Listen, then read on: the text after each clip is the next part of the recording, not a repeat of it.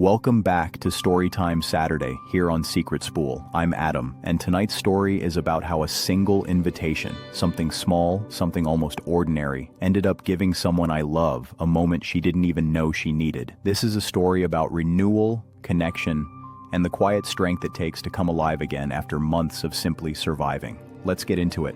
When I received an invitation to my first gala, I honestly didn't know what to make of it. I was 19, barely feeling like I belonged in the professional world, and suddenly I was staring at a gold-trimmed email telling me I could bring one guest to a formal evening event. Most people would probably ask a friend or a date, but the first person who came to mind was my mom. She's 46, newly divorced, and has spent the last 6 months doing everything imaginable to keep our lives from falling apart. She worked long hours, managed the house alone, balanced bills, and tried to stay steady even when it was clear she was exhausted. Somewhere along the way, she stopped doing anything for herself. It was like joy had become something she used to remember, not something she still practiced. So even though the gala was only 2 days away, I asked her if she wanted to go with me. I expected her to politely decline. She was always busy, always responsible, always prioritizing everyone else. But to my surprise, she said yes immediately. Her entire face lit up in a way I hadn't seen in months, like the invitation gave her permission to step into a part of life she didn't think belonged to her anymore.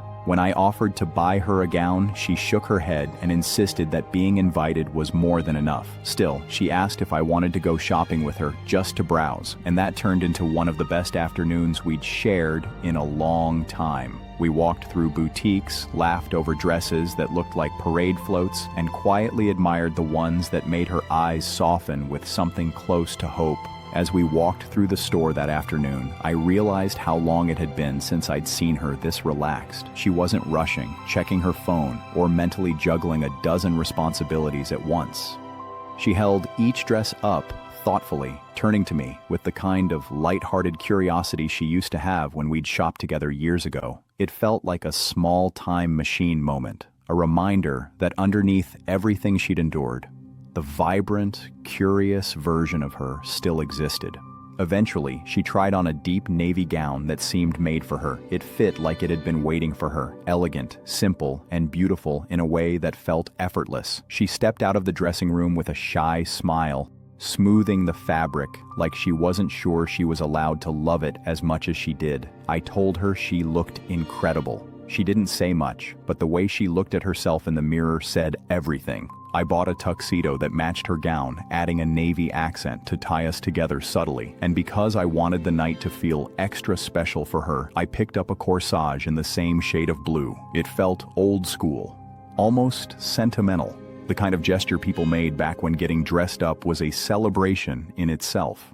She didn't know about it yet. I planned to surprise her the night of the event. In the days leading up to the gala, she mentioned it more often than I expected. Little comments slipped into conversations, wondering if she should wear her hair up or down, whether her shoes were too plain, whether the corsage I picked would stand out enough. She didn't sound stressed. She sounded excited. It hit me that this wasn't just a night out for her. It was something she was allowing herself to look forward to. On the day of the gala, she woke up with more energy than I'd seen from her in months. She spent the morning doing her hair, playing soft music through the house, and humming like someone rediscovering a piece of themselves. I could feel the nerves creeping in for me, but she seemed calm, focused, and almost excited. It was like this one evening reminded her that life wasn't just about surviving difficult chapters. But nothing prepared me for the moment she finally stepped out of her room, fully ready. She looked stunning, not just nice for the night, but genuinely radiant, confident, timeless, like she had stepped straight out of a movie premiere. My voice caught in my throat when I told her she looked at least 10 years younger. She blushed, laughed it off, and tried to wave away the compliment, but I could see that it meant something to her. Before we left, I gave her the corsage. She stared at it for a long moment, her eyes shining in that way people get when something touches them more deeply than they expected. She pinned it to her gown with careful hands, and then we took pictures in the hallway. Simple snapshots, but ones I know I'll keep forever. For the first time in months, she didn't look tired. She looked alive. Before we walked out the door, she paused by the mirror and took a slow breath, almost like she was grounding herself in the moment. I watched her study her own reflection, not critically, but thoughtfully, and as if she was meeting a version of herself she'd forgotten. For a second, she pressed her hand to her heart and whispered something I didn't quite hear. Whatever it was, it made her smile. I think she was giving herself permission to enjoy the night fully. The venue was breathtaking. Tall chandeliers, soft orchestral music, and a buzzing crowd dressed like they had stepped out of a magazine. To my surprise, a couple of photographers asked us to pose for photos as we entered. My mom froze at first, unsure how to stand, but then she relaxed into it and smiled. A real, confident smile. Suddenly, she didn't look like someone carrying months of stress. She looked like she belonged there. I introduced her to people from my summer internship, and they said kind things about my work ethic and potential. My mom's face glowed with pride, and I felt a weight lift off my shoulders that I didn't know I'd been carrying. Seeing her happy didn't just calm my nerves. It reminded me how much she had supported me without ever asking for anything in return. As we moved around the room, I could see her adjusting to the atmosphere. She held her clutch a little closer at first, her shoulders just a bit tense, but every kind word she heard seemed to loosen something inside her. She asked about people's careers, complimented their outfits, and even shared a few memories from her own early 20s. It felt like she was remembering that she wasn't just someone who held everything together. She was someone people genuinely enjoyed. The speeches were long and honestly a little dull, but afterward, the room opened into mingling and conversation. My mom blended in effortlessly. She laughed, asked thoughtful questions, and carried herself with the confidence of someone who had finally stepped back into the world. At one point, I joked that people might mistake her for my older sister. She turned red and swatted my arm, but couldn't hide her smile. Then something unexpected happened. While I went to get a drink, I noticed a man around her age talking to her, politely, warmly, with a kind of respectful curiosity. He wasn't overbearing, just interested. And she laughed.